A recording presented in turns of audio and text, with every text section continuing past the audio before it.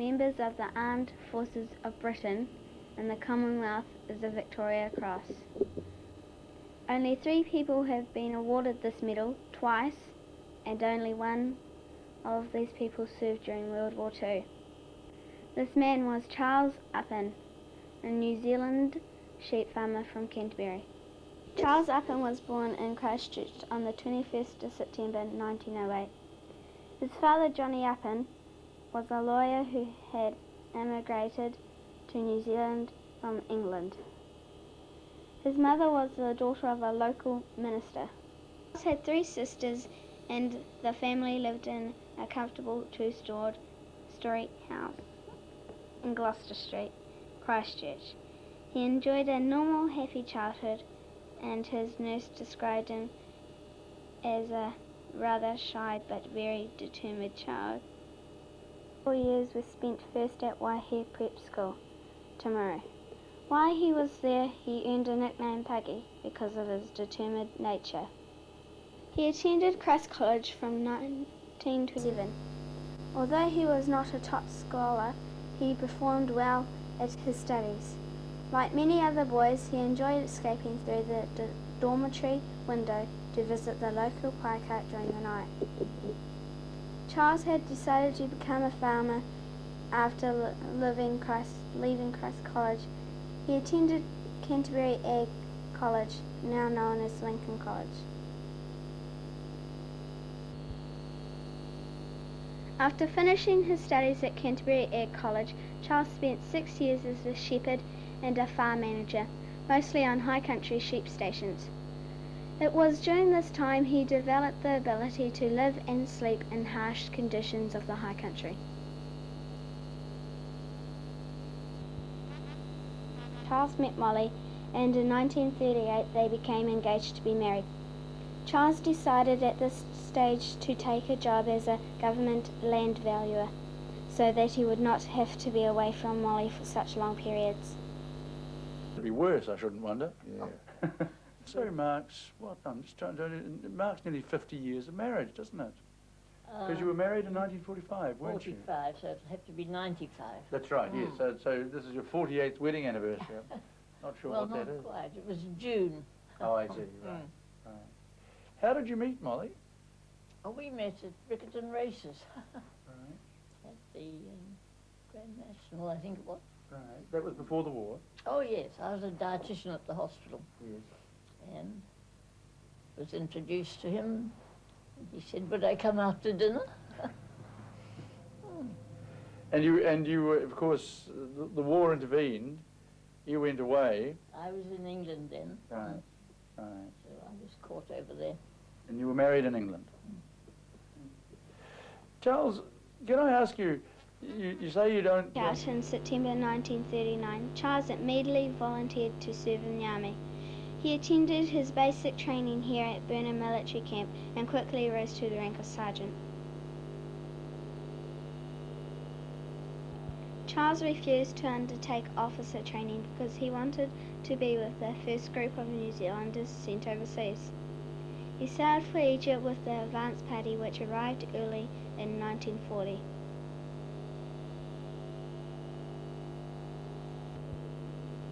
While in Egypt, Charles was sent to an officer training course, of which he was placed at the bottom of the list, but returned back to the 20th Battalion as a second lieutenant.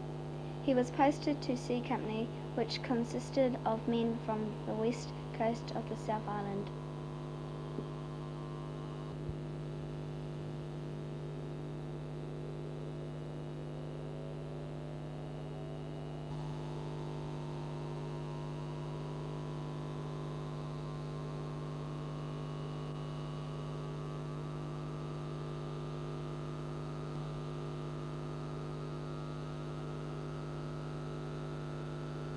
In March 1940, his unit was sent to Greece to fight the Germans who had invaded that country, with very strong forces including many tanks and aircraft.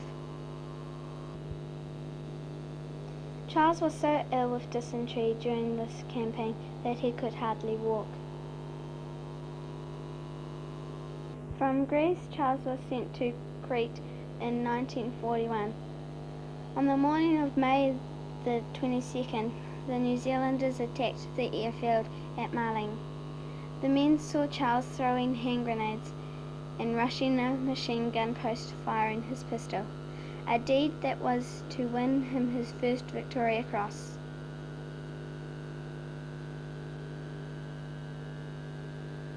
The New Zealand forces had to be evacuated from Crete just as they had been from Greece. Charles spent several months back in Egypt resting and recovering.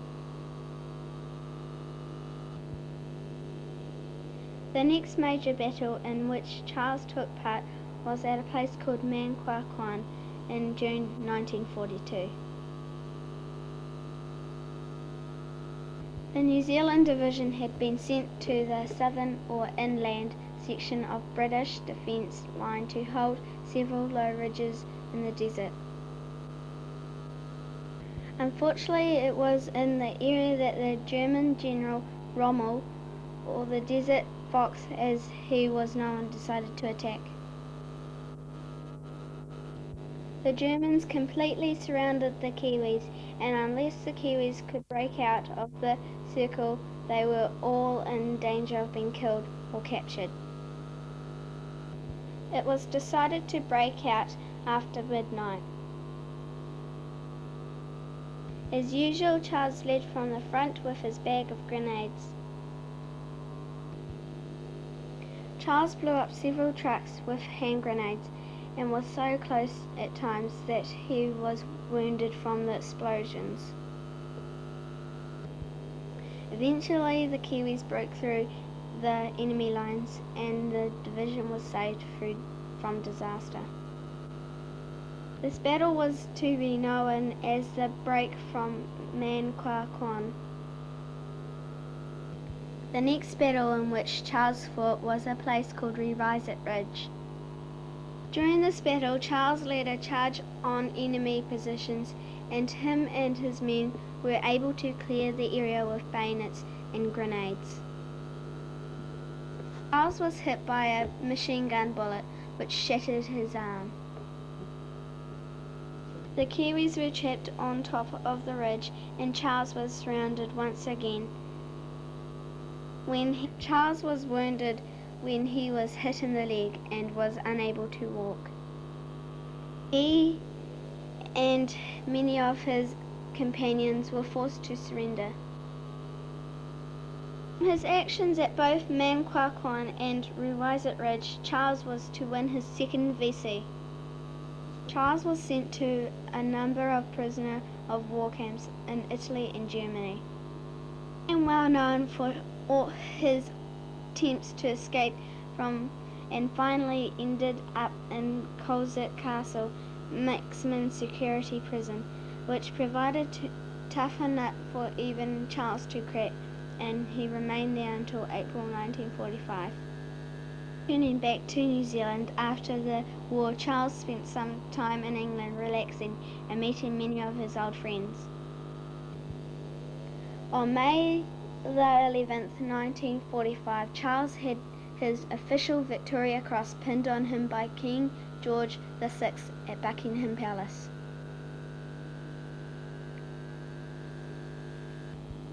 On June the 20th, 1945, Charles and Molly were married. Shortly after they were married, Molly and Charles returned to New Zealand, where Charles hoped to begin a quiet life as a sheep farmer. Not long after he had returned home, that Charles learnt that for his deeds at Manquaquan and Revised Ridge, he was to receive a bar to his Victoria Cross. Been awarded this Victoria Cross twice, both medical officers who served in the First World War. Charles was the only combat soldier ever to be awarded the VC twice.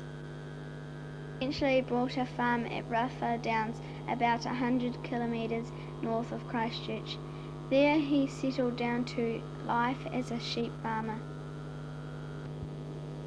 He and Molly raised a family of 3 daughters, Amanda and Virginia, who are twins, and Caroline. No. No. These Jim Hopkins. Do you now think of yourself as a brave man? No. No, not at all, not the slightest. Do you think he's a brave man? Oh, yes, I do, indeed. Long before any war. No, but when you're young, You going like to the war is the greatest sort of fun that you've ever had in your life. And when you're young, Jack. Right. And I mean, you can't get. It was the greatest thing that ever happened. You were captured in July 1942, weren't you? Yeah. Yes. And spent 2 years in a prisoner of war camp. Oh, no, more than that. Wasn't it? More than 2 years. Well, be near us. Oh, that's right. Nearly, yes, of course, because you. 3, nearly. Yeah. Different ones. Yeah. I think he was troublesome. I was going to say, I can't imagine you being a particularly passive or placid prisoner. No, I'm afraid not. Well, not in those days, no. People who knew you during the war have told me that you had absolutely no sense of danger. That Oh, you... that's all. That's Be careful all what you say. All what, really. It's right, is it? Yes. It's just that things happen quickly and you're on the spot. It happens to you because you're there. And it's all gone over again. And, it's sort of a fun thing, really. And the fellow that gets blinded or badly wounded, he's the victim of the war. He's the victim. And his wife and children, they're the victims. Today, Charles Upham will receive a full military funeral later this week. He is survived by his wife and 3 daughters. Charles Upham, a soldier, a hero, a man few will forget. Where Charles Upham boarded from 1923 to 27, the boys formed a line of honour. A short while later, down Gloucester Street, it passed the family home where he was born in September 1908. Captain Upham won his first VC during the Battle for Crete in 1941. A year later, in 1942, he won the Bar for Bravery in North Africa. To a lot of New Zealanders, a man whose outstanding bravery could only be matched by his outstanding humility. And he was very much a person who mixed with everybody and treated everybody alike. In fact, if you can put this in, I'm going to quote this today, a line of Kipling's poem, If. And there's one line, if you can walk with kings, nor lose the common touch, you'll be a man, my son. And I think that fits him right to a T.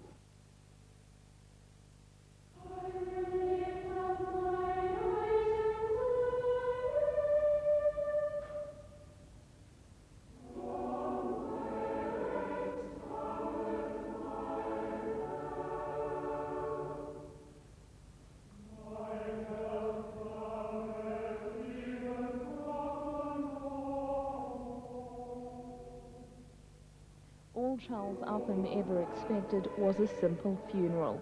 New Zealand wants more. The last thing he would have wanted was all of this fuss and pomp and ceremony. He was a quiet, unassuming Kiwi farmer who got on with the job. It was standing room only in the Christchurch Cathedral this afternoon as almost 1,500 mourners gathered to farewell one of the world's greatest war heroes. Only 3 people have ever twice received the Victoria Cross for outstanding feats of heroism. 2 of them were medics in the Second World War. The other was a fighting soldier. His name, Charles Upham of Canterbury. I have fought the good fight. The former Mayor of Christchurch and Deputy Chairman of the Charles Upham Trust, Sir Hamish Hay, gave the first reading. From now on, there is reserved for me the crown of righteousness, which the Lord, the righteous judge, will give me on that day. As well as the huge military presence, many politicians, including the Prime Minister, paid their respects to Mr Upham. The royal family was also represented, and of course the members of the RSA and the 20th Battalion, Charles Upham's wartime unit. Eulogies described Mr. Upham as a genuine yet reluctant hero.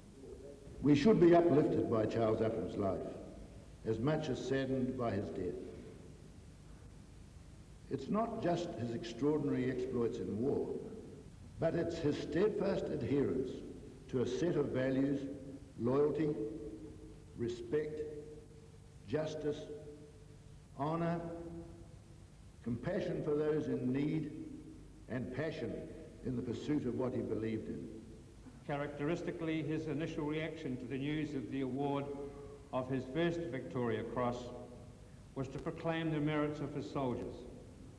"It's meant for the men," he said. "My men, they could fight. You know those chaps can do anything."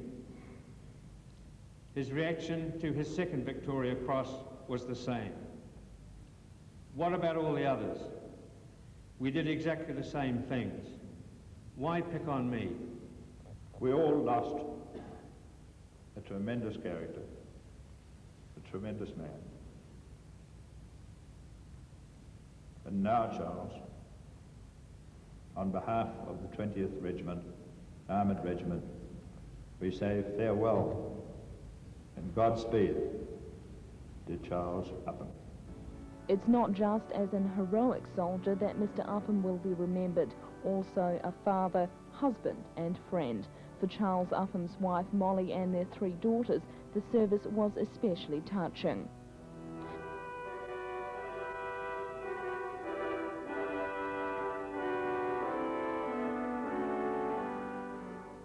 Outside, Captain Charles Upham received his final honours from the Army's firing squad and members of Captain Upham's own 20th Battalion.